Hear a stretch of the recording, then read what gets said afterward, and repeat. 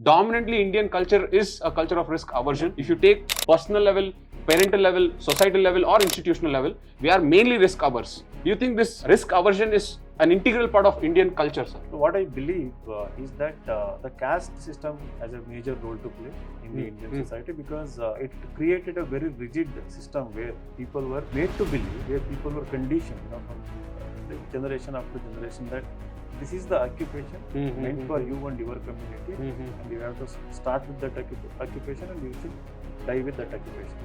And also in India, what I've noticed is that for some reasons, we have actually accepted the way of life, whether it is poverty, whether it is whatever be the nature of the life, we are going through. So all the difficulties. So we have the tendency of accepting them, not critically think about them, not ask question about them. If you go to any village, maybe in the recent times, last 10, 20 years, the youngsters may be moving out of the village. But if you look at the vast majority of the people who are in their, like 50s, 60s, 70s, 80s, I don't think they have ever moved out of their villages from the surrounding cities. They haven't seen the world. Correct, the media may be telling them certain, showing them certain things, but that won't change their mindset.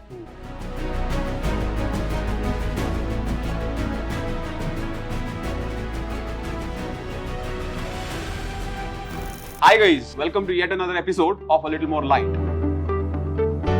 In this episode, we will discuss about a very common but very important topic, that is the culture of risk aversion and the culture of risk taking.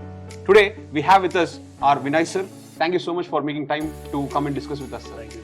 And I hope this topic is very close to your heart and you will throw some light on how you dealt with this topic in your own life, sir. Yeah, definitely. We will both together through life, because Indian society is transitioning from risk aversion to risk taking. So we are all part of that society, and fortunately, we are part of that generation where we are able to witness something like that. But I still feel that it is on a very minute scale it is happening. Correct. Considering the size of our country, size of our population. I'm excited to discuss about it. Thank you, sir. Thank you for making time again for our students as well as for this podcast. So as sir has told, we are mainly focused on what is happening in the Indian society. The most important aspect is we are moving from culture of risk aversion towards the culture of risk taking.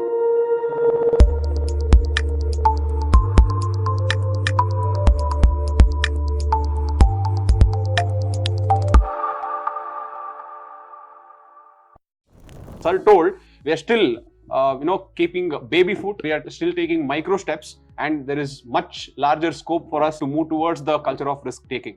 However, first let us discuss why our culture was in a state of risk aversion, and then discuss what are the factors that are pushing towards us towards risk taking, what can be the consequences of that. So beginning, let us first talk about the culture of risk aversion, sir. Dominantly, Indian culture is a culture of risk aversion.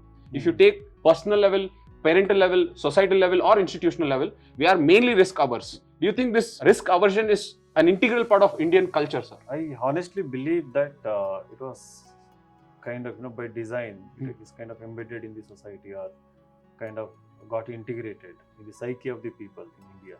So this risk aversion, the attitude of risk aversion, so not taking the risk, basically. So what is risk?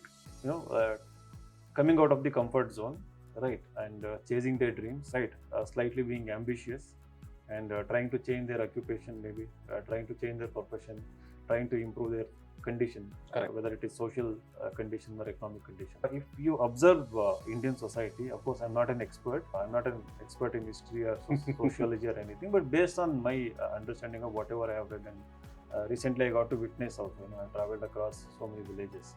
So what I believe is that the caste system has a major role to play in the Indian society, because it created a very rigid system where people were made to believe, where people were conditioned, from generation after generation, that this is the occupation meant for you and your community, and you have to start with that occupation, and you should die with that occupation. So what happens, that kind of percolates, generation after generation within the community. So that mobility from one caste to another caste, mobility in terms of occupation, so that was strictly prohibited through religion and religious texts, and all kind of cultural practices, basically they restricted.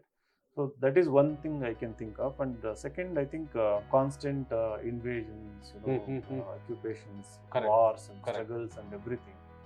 and I think made it people to stay in their secure, safe as well. Correct. Not coming out and taking risk. And also poverty is still huge. Yes, If yes. you especially visit the rural areas, even the poor regions of the urban areas, the poverty is huge actually.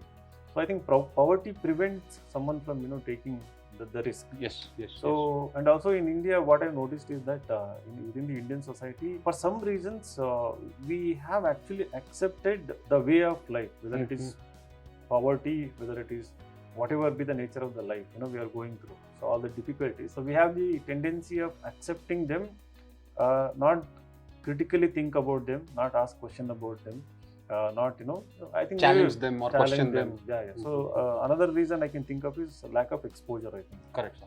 And that like if you go to any village, maybe in the recent times, last 10-20 years, the youngsters may be moving out of the villages. But if you look at the vast majority of the people, those who are in their like 50s, 60s, 70s, 80s, I don't think they have ever moved out of their villages. Correct, sir. From the surrounding cities. They haven't seen the world. Correct, sir. The media may be telling them certain, showing them certain things nowadays, but that won't change their mindset, right?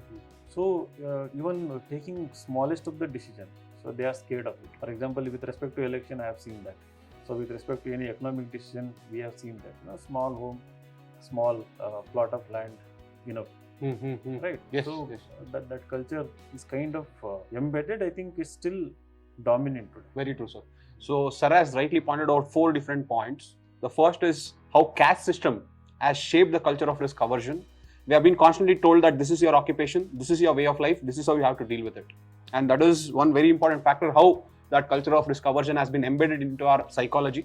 The second aspect, as Sir told, is poverty. So Maslow has given a hierarchy, sir, hierarchy of needs. So there very wonderfully has told, in the basic level, where a man is fighting for their basic necessities, that is where they are not worried about risk taking. They are always risk averse because they want to first get that basic necessities. But as man moves higher in the hierarchy towards self-actualization, that is when the man starts taking more risks. So since we are still at the very bottom level, at least most of the population in India is still at the very basic level, I think that is one very good point that you made, that poverty definitely plays a role in risk aversion. Coming to the third point, what Sir told, historical factors, how we have been constantly subjected to invasions, how we have constantly been subjected to foreign, people coming in, foreign rule coming into India, especially the colonial policies. We somewhere lack that confidence and superiority to feel that, we can take. We still have that kind of slave mentality. Very true, sir. Very true. Very true. So we want to be kind of subordinated. We don't like to take our own decisions. Correct. We want others to take decisions on our behalf. So yes, these are very, very true, sir. But coming to at an individual level, you did tell that how our upbringing is more risk averse. So you being a parent, how do you think that the upbringing now will change, and how will you create a culture of risk taking within your family, sir? Just as an example, if you're okay with that. See, about this, I have thought about it, right? For example, in Bangalore, we have all these international schools. Correct. Top quality public schools and other things, right? The parents who are modern, who are earning very good salary, even though they are sending their children to international schools, good public schools, they are still giving only 2 choices to the children, engineer or a doctor. Very few people, again, who have got the exposure and who have got the freedom, they may be thinking, acha beta, you go to Harvard, like UK, you can pursue the undergraduate, right? Or you can pursue a career in legal profession or something like that. So that risk taking is kind of sometimes the risk aversion. I think that doesn't matter even if you are economically well off, moved up the ladder. You might have moved up the ladder in society, that you may be on the verge of that self-actualization and everything, but still the choices are limited. The options, you are limiting options to your own children. So that I have realized. Okay. So, like for example, I have taken multiple risks in my family because for me the choices were like huge. In the sense that my father told me, you become whatever you want. Okay. Never imposed anything. Become a doctor, engineer. If I didn't want to write CET, okay, don't write. Right? Okay. So if I didn't want to join MBBS, okay, don't join. If I wanted to leave PDO, leave, something like that. So I think something similar I'm trying to do with my children. So giving them, they're very small now, like 6-year-old and 3.5-year-old. So we don't talk about it, we don't tell anything. So but one thing I would like to consciously do is that giving them freedom. Correct, sir. So I think when there is kind of freedom within the home and outside the home in the schools, that is when the creativity will be the best. Correct. So when the creativity is best, I think that is when the individual might start taking risk. Correct. Because the creativity can become a career, and again it depends on the surrounding environment, support, how the culture around them is. For that creativity to flourish and become a career choice or something, there should be people who appreciate, and such kind of culture should be there. I think that kind of culture is yet to bloom, to be created even in urban spaces, even in so-called elite spaces in India. Even the elitists also have limited options, that is there. I think the risk aversion is that is why we are not a country of innovation, even with lots of money, Very even true. with good education and everything. Even IIT, wherever they are graduated from, I think still somewhere out of the box thinking, Very true, sir. innovative thinking. The thinking may be there, they are rich with ideas, they are brilliant, geniuses maybe, but to make it a reality, the institution may not be supporting, the government may not be supporting, the culture may not be supporting. I see a lot of IIT students getting into banking jobs. So the campus placement, they might have done computer science, and they may be working as an investment banker in some bank or something. So I think we have to go a long way. Sir, so to come to that point where you told that IITians are coming, so there is a lot of startups that are coming up. Yes, there are a lot of startups who are trying to come up with very good companies who have also gone to a level of unicorns. But what I feel is their taking of risk is at execution level. That is, they know how to execute to start a company, to get sure that they mobilize the funds and to make sure that they go to the market. But where is the idea, sir? Because the idea is mainly copied from the West. There is no new ideas that are coming in India, or you cannot say that there is this idea that started in India and then spread to the entire world. If you take any startups, Ola or Swiggy or Zomato, or if you take any Flipkart or electric vehicles, any aspect, we are only copying those ideas to solve problems in India. But there is no one genuine or a novel idea that has started from India and has spread to the world. Do you think this is a consequence of we being more risk averse, or is there anything else to this? So it is a consequence of being risk averse, and the consequence of having not having freedom, enough freedom, right? Again, it boils down to the culture and society. So do you genuinely believe that there are people who have novel ideas who are not able to execute it? There are people with brilliant ideas, novel ideas, and I'm sure they want to see that the same people, when they go to US or when they go to advanced countries, developed countries, where they get that kind of intellectual freedom, right? Maybe the freedom to explore their ideas, right? And freedom to put those ideas into reality, into action through resources, financial assistance, aid, grant, and everything. So they are able to, like Ramakrishnan, like he won the Nobel Prize.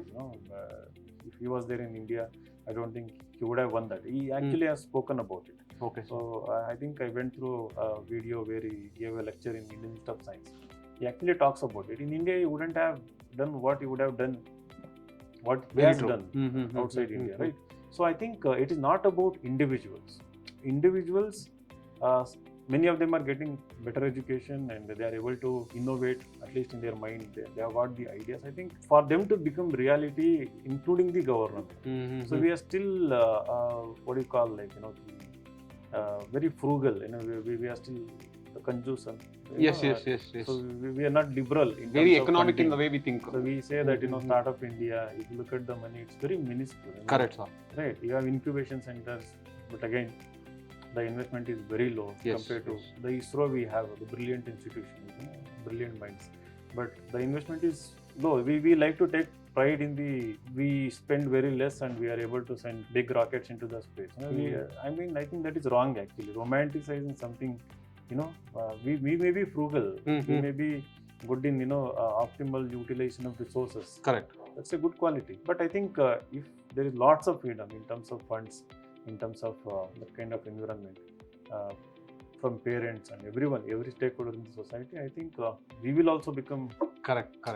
very rigid system we have. Like even for a business to become, that taxation system or all the government agencies coming and poking their noses, and not so relaxed laws related to land acquisition and whatever they want, ease of doing business. I mean, I think I was reading some article yesterday, with respect to this only, how it. I think with respect to Nobel Prize only, I think, the Nobel Prize was given to why certain nations flourish. I mean, Exactly, sir. Right. Yes. Yeah, right. So Lee Kuan Yew, the Singapore model. So even though kind of dictatorial, kind of absolute freedom given to businesses, right? And the society starts accepting that kind of freedom. The government may be in a way kind of restrictive. So China something, why we don't see any kind of revolution against Chinese government? I think the people are able to enjoy the quality life. Correct, sir. Because of the economic benefits they have. And again, yesterday, I think in Europe, I don't know which city, that EV car show is going on. I mean, what do you call that? All the innovation that are going on in the car industry. Correct, sir. So they are showcasing an highest number of Chinese companies with most innovative models. Correct, sir. Are stealing the show. That is what I read in the New York Times today in the morning. So earlier we used to say that China was copying and creating fake stuff, but now they are able to beat the European car makers when it comes to EV cars. Exactly, the most sir. innovative features and all.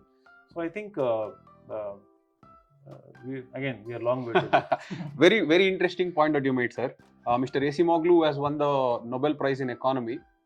He has made a point in Why Nations Fail. In that book, he says, he takes a case of Nogales. Nogales is a city which is shared by both the countries, USA as well as Mexico.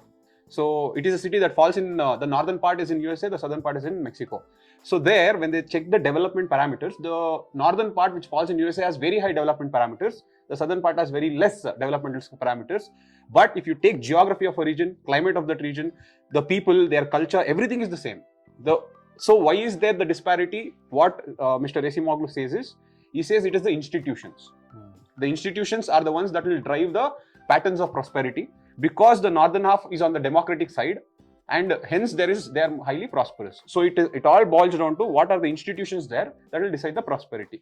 This is true. So let us say that democracy is important for the coming up of innovation, or as you told, institutions. But the same model, Why Nations Fail has told, or these people have told, that model cannot be applied to China, because in China there is no democracy.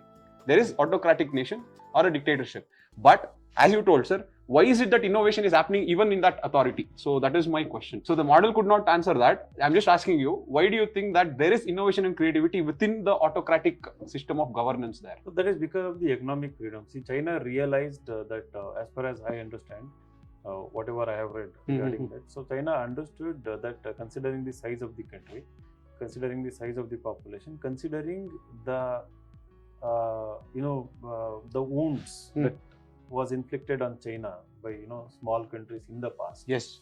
Right. Considering its kind of innate insecurity it has, considering its ambitions, right? It realized that without unlocking the economic potential of the country, so it is not going to become a dominant power, whether in the Asia or in the world. So for them, compromising with political ideology was strictly no. Okay, sir. Right, because that was culture. That is a culture there. It has been there for many decades, right? And going back decades, even the monarchies and all, they shared similar kind of attitude, political attitude.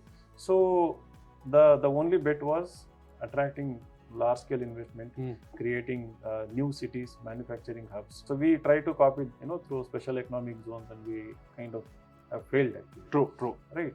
So, but their special economic zones became biggest cities, economic powerhouses. Shanghai, sir.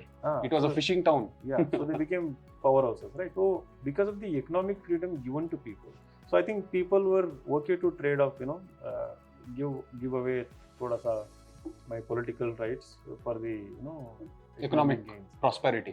But recently, last 2 years, even there was some kind of dent, that Alibaba owners. Yes, yes, sir. So when Jack Ma. Jack Ma, when he became more vocal, he was kind of silenced and punished.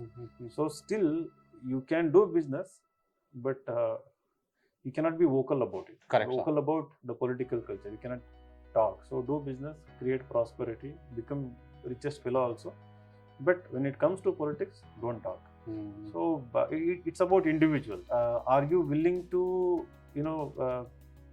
compromise this political right or freedom of speech or something for the sake of economic well-being? So that is a dilemma.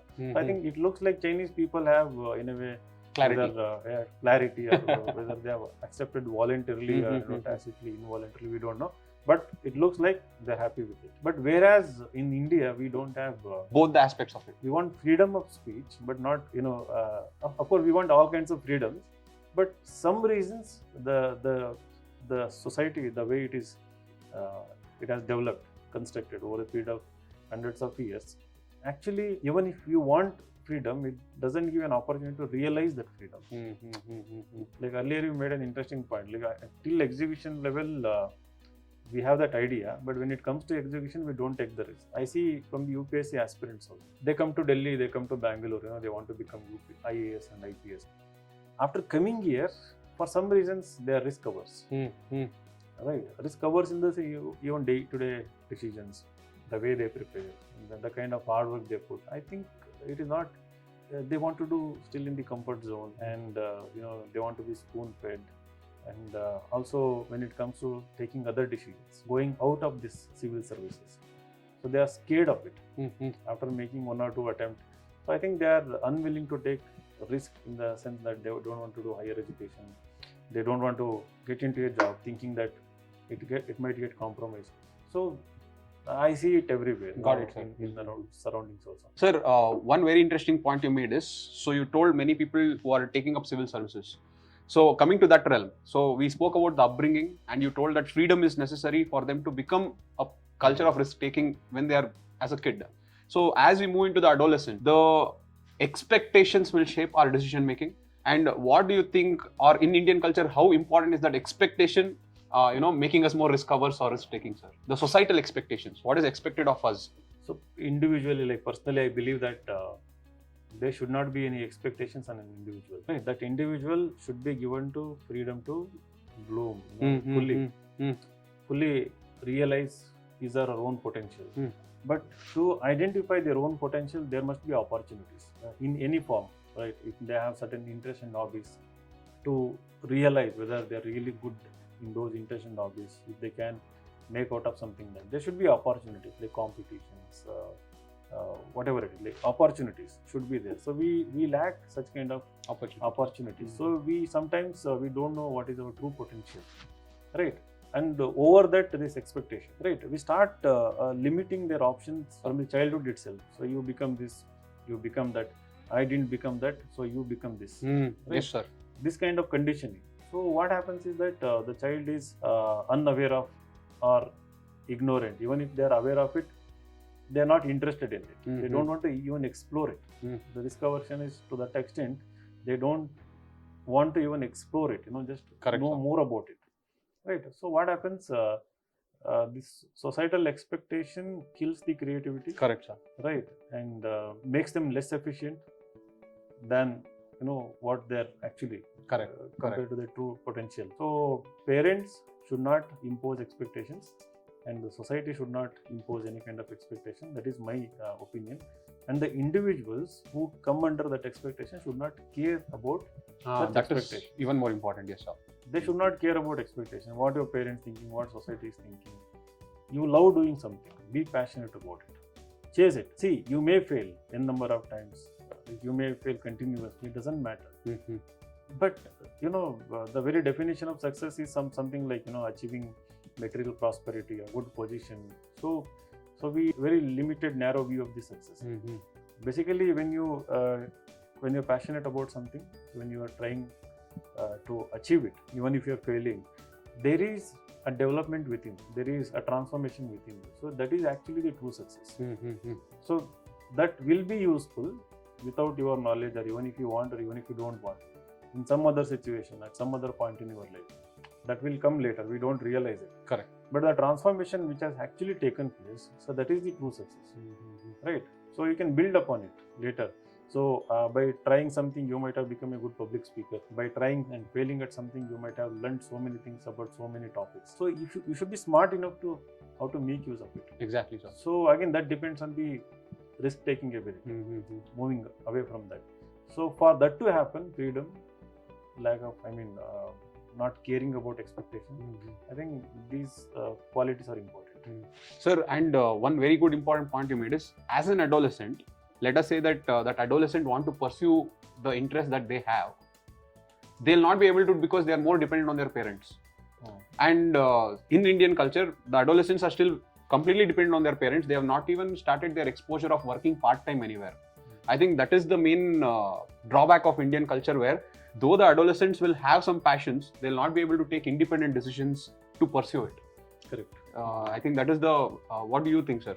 How to break this cycle where adolescents can convince their parents, or can they or cannot? So the point you made, we are dependent on our parents for financial help and any other resources.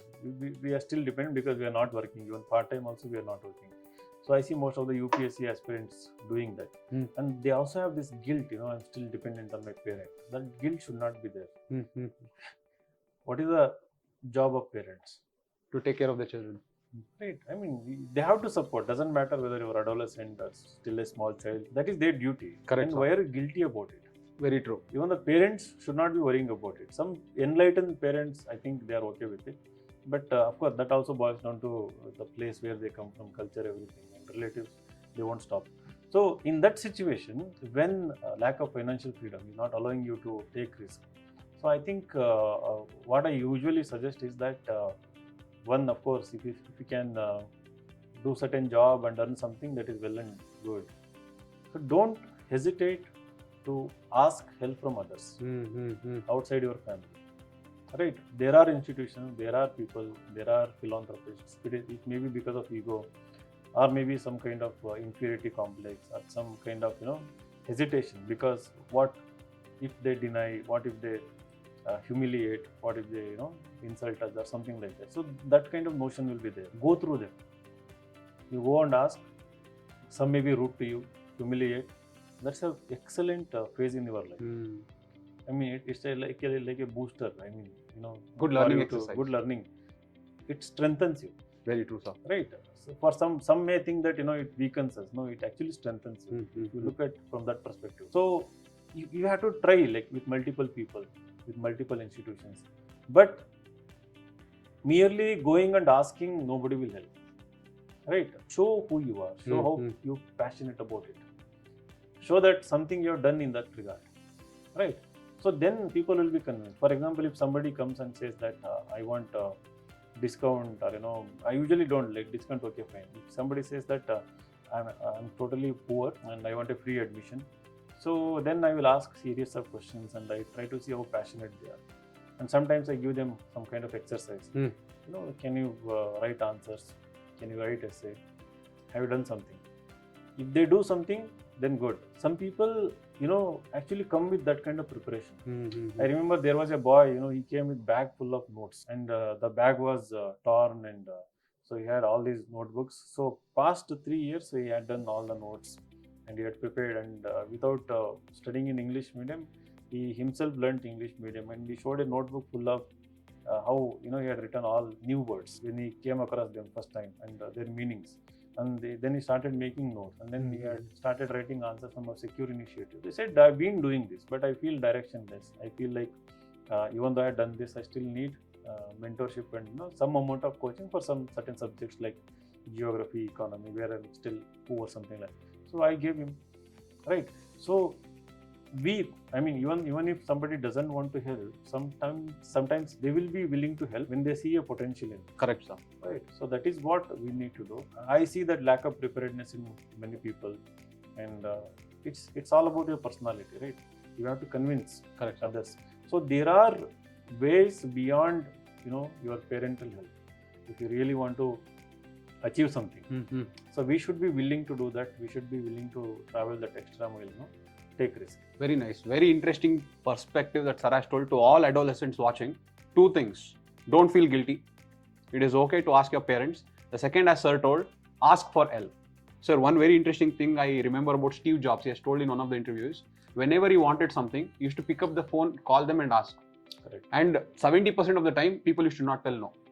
So most of the people, as you told, will not take that first step because, as you told, because of different factors like ego or fear of humiliation and things like that. So a very, very interesting perspective that Sir has told, and I hope all the adolescents who wants to pursue their ambitions or their passions or things like that, I hope you will take risk and you will not be afraid to fail. So I hope that was a very good learning lesson. Okay, sir. So upbringing is done. We are done with the adolescent stage. Let us move into the adult stage. So when we come into the adult stage, a lot of responsibilities is put on us. A lot of commitments come. So we kind of get into that comfort zone. So every adult in India, most of the middle class adults in India, the main aspect is have one house, have one job. In a weekend, go for a movie. One car. Yeah, have one car. So what do you think, sir? What is this bubble and how to come out of this bubble called comfort zone? See, if it is by choice, then I appreciate it. By choice in the sense they're perfectly happy with it.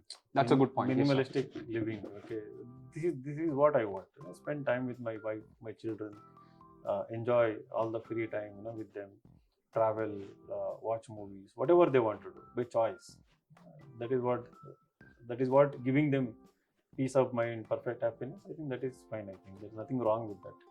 But if the individual is ambitious within, and if he has compromised and has got settled within that, so I think then it is wrong, right? So you have ambition and you have talent, and you definitely again I have thought about this ambition thing.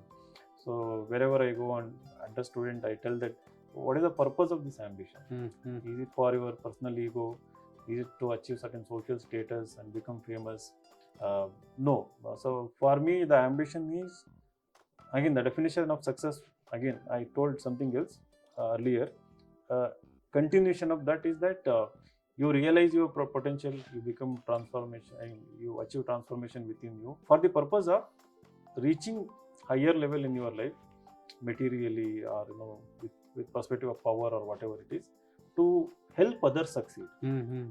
Success is about helping others succeed, as many as people. Correct, so sir. in your current position, with your little income, you may be helping one or two children in your relations to get good education or something.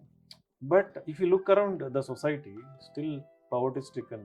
There are so many people who need help. So that is when the ambition kicks in. So that is when we should not be settled and be comfortable in your life. So that is another perspective I have. So I think this second perspective and the first perspective, this life is it's kind of what do you say that the dilemma between these two. Sometimes even I also feel like stay comfortable. Yes.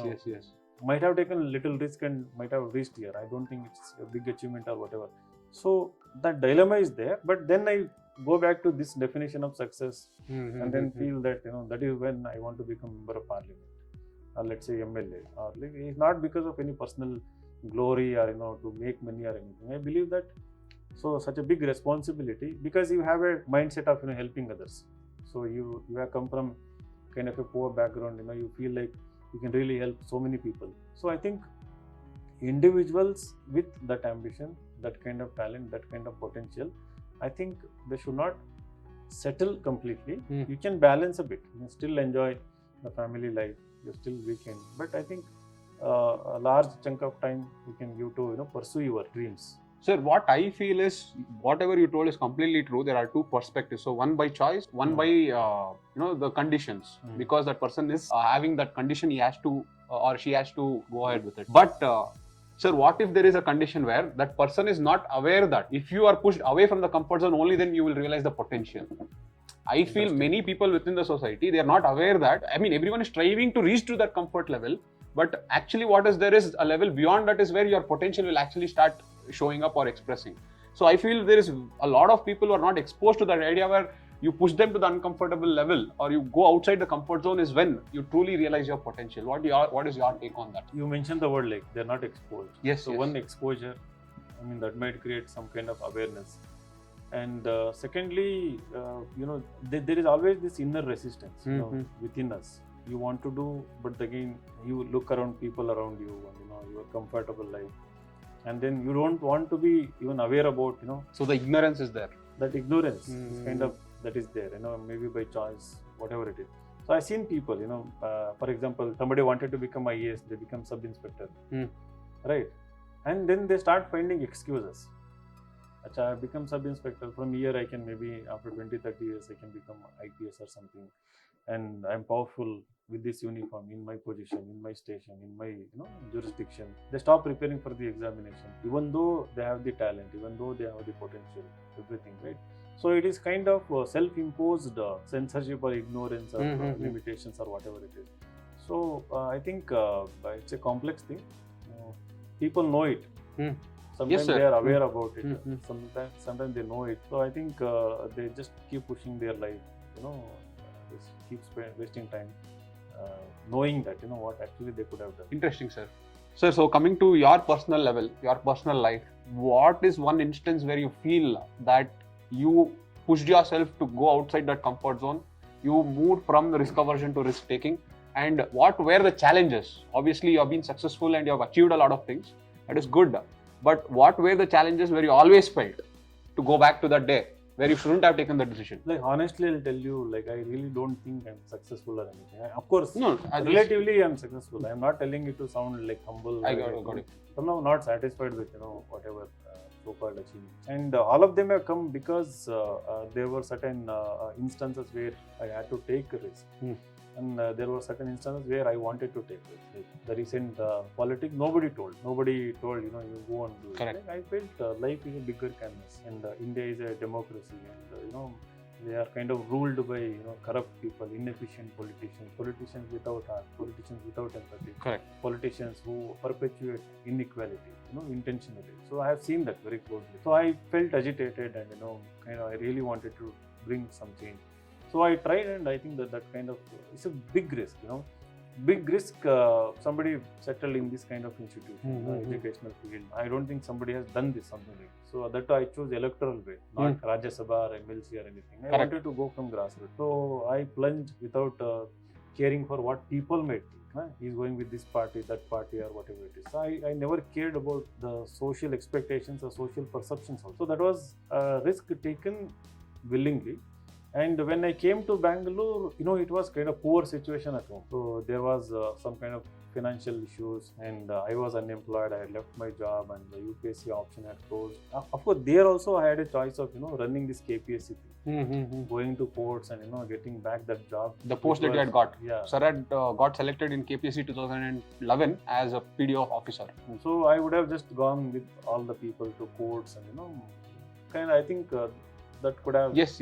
Yeah. So I chose to come to Bangalore, and because I also wanted to explore new possibilities, but more than that, liberate our family from certain Correct. difficulties. One was out of kind of compulsion plus choice. The other risk I have taken, the biggest risk so far, the politics one, and politics was purely out of choice. And the CM said, don't contest. Even then I took a risk. That was even bigger risk. Correct. Because so many people would have just settled for it. Correct.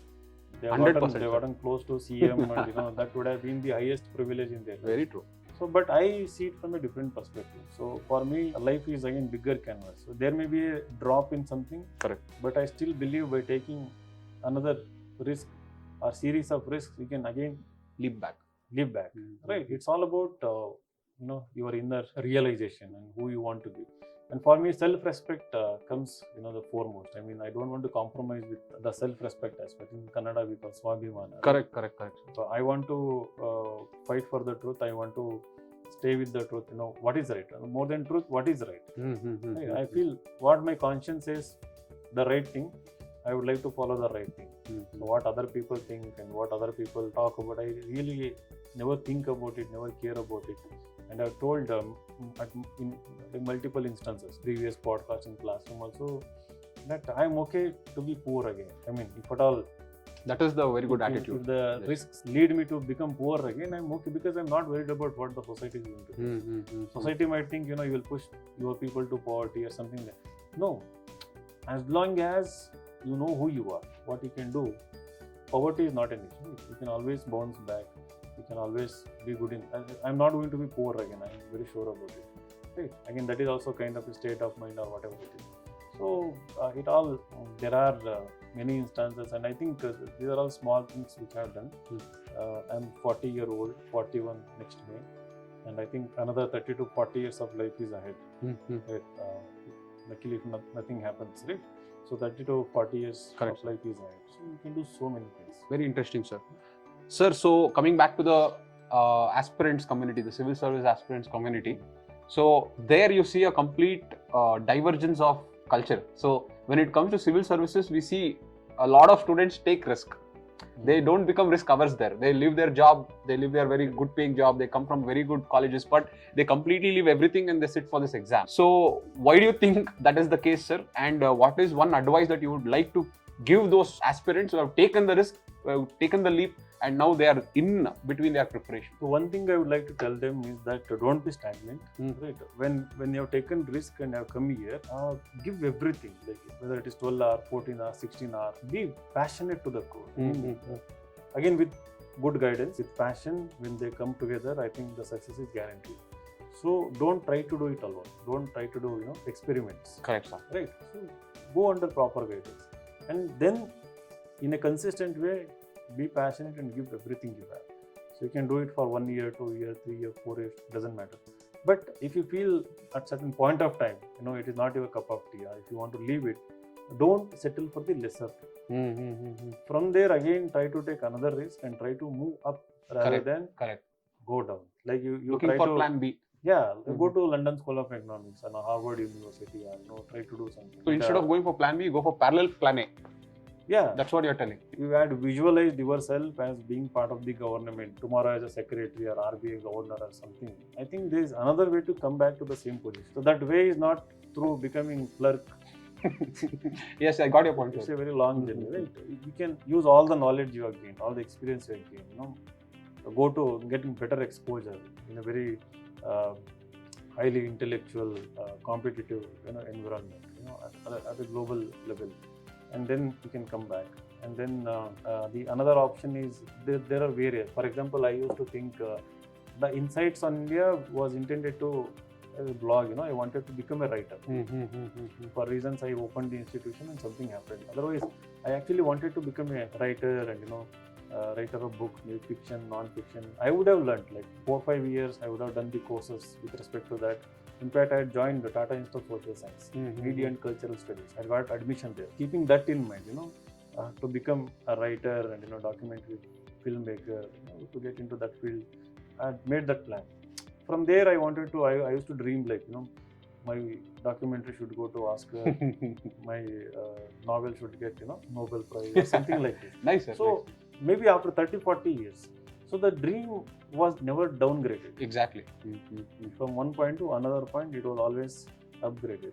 So my suggestion is that keep thinking big, and you can do everything without compromising on your values, compromising on your comfortable life or whatever it is. You can be happy while doing everything, all of these things. Very, very interesting perspective regarding all the civil service aspirants. Usually people will advise you to have a plan B, but what Sir is telling is don't have a plan B, have a parallel plan A that should actually work in lines with your dreams and passions, so that you at the end of the day reach the same goal which you started out as. That actually unlocks their potential. Very nice perspective, sir. Yes. Right. I mean, if they downgrade, their potential is dead. Correct. Their creativity is dead. Correct. You don't get that environment for your creativity. Like so many things, you can do so many things, but in the job won't allow, the people around you won't allow, and you will lead a mediocre life.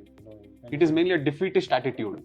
That you didn't get that, so let me settle for something less. Be unemployed, do something creative. Right? It's okay. I mean, at some point of time, something will click for you, something you will achieve. But compromising on certain things, I think, should be avoided. Got it, sir. So finally, sir, to come to the conclusion, we spoke about the different aspects of risk aversion and risk taking. Do you think India is moving towards risk taking, and will you think that in the future there will be more Elon Musks and Steve Jobs from India? So, of course, in the future, that is the case. That is going to be the case. The true potential of India is still, untapped and still unlocked or whatever it is. I think the time will come for that we need that kind of political culture. Correct. The political culture is very selfish. They want everything for themselves. Everything they do, personal glory, for family, and all these things. It is not actually for the people. Very sad to say this. I'm not pessimistic here. That is actually the reality. Right? So as long as that doesn't change, right? I don't think this. Whatever India has been so far, it is despite the government. That's a very bold statement. It is not because of the government. People, whatever they have created, whatever they have become, it's not with the government. So it is because of their own efforts and everything. So if the government supports, every government, I'm talking about central government, state government, local government, whatever governments, the people are sadist, sometimes, people in government, we have seen that, they harass business people, they don't want people to be rich. There is a jealousy if they see the rich people, both in political circle and in bureaucratic circle. So that culture is there. We have to accept it. If you don't become, open-minded, broad-minded, so if we don't start accepting the prosperity, we have to appreciate what people are doing. So we are not doing that. And if somebody becomes successful, we are equally happy when that success Means away. Or when they fail. We celebrate even that failure. Correct, We have that sadistic attitude also. I think as a culture, only that changes. I think Elon Musk's or Steve Jobs comes. Steve Jobs or even better people than them. I think they are there. They are all doing some political jobs on this. Very interesting, sir. So it's all about the political institutions. It's there in their bureaucracy, the kind of education system we have. Combination of so many. We should not blame only politics. It's a combination of so many. But politics definitely has a dominant role to play.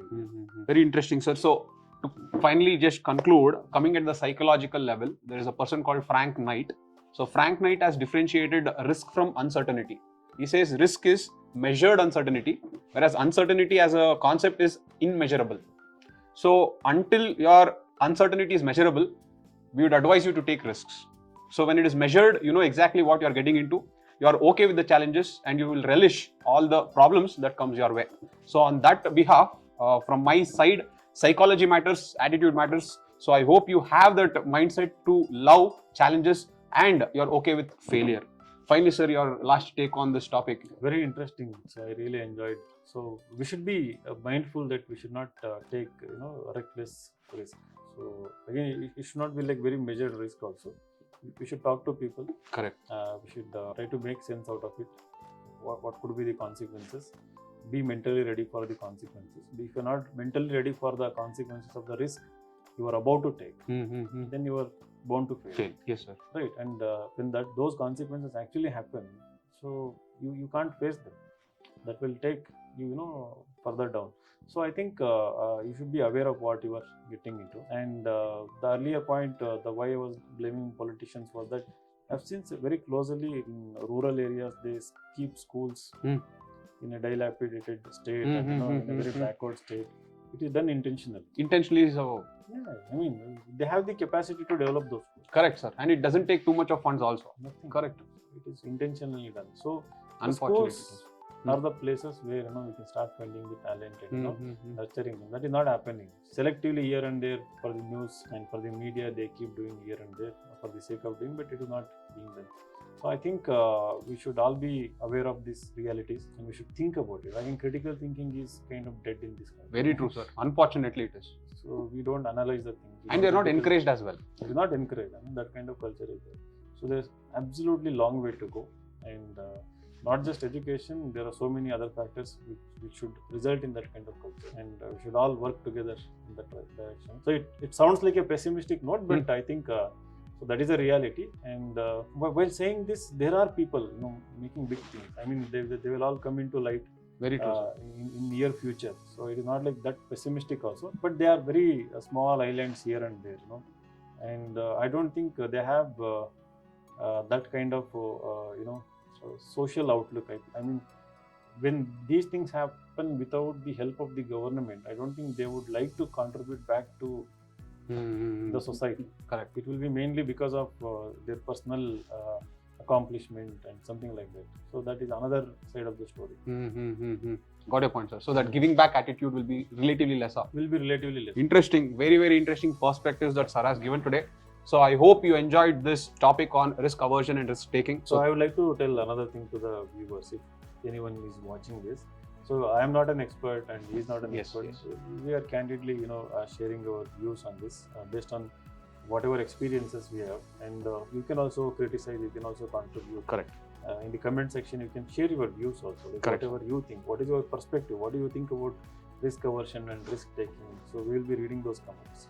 And maybe if something interesting comes there, we can discuss in the next episode. 100%. And please, as sir told, please do put in the comment section what you would like us to discuss. We'll actually be more enthusiastic when students tell us something to discuss. We are here to learn, sir.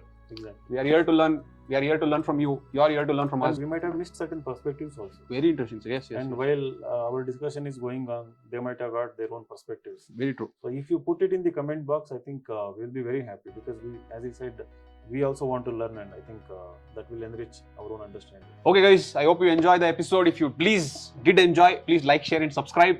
Thank you so much for all the love and support. We'll see you in the next episode. Bye, guys. Bye, sir. Thank you, Sudeep. Thank you.